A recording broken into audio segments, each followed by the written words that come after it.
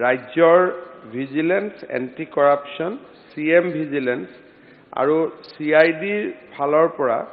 আমি যিমান পাৰো যতে আমি অভিযোগ পাওঁ আমি চৰকাৰী কৰ্মচাৰীসকলে ঘোষ ললে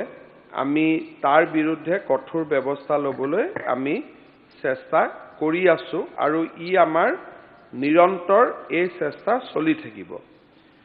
মই এই ক্ষেত্ৰত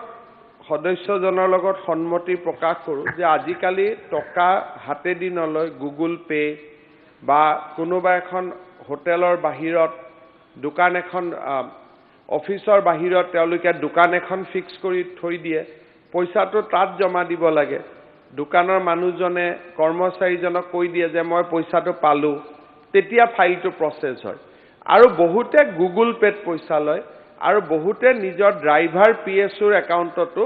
গুগল পেত পইচা লৈ লয় গতিকে এইবিলাক নতুন নতুন কাম বা নতুন নতুন পদ্ধতি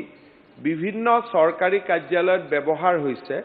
কিন্তু আমি তেনেকুৱা মানুহকো বৰ্তমান কেবাজনো তেনেকুৱা ব্যৱস্থা কৰা মানুহকো আমি গ্ৰেপ্তাৰ কৰিছো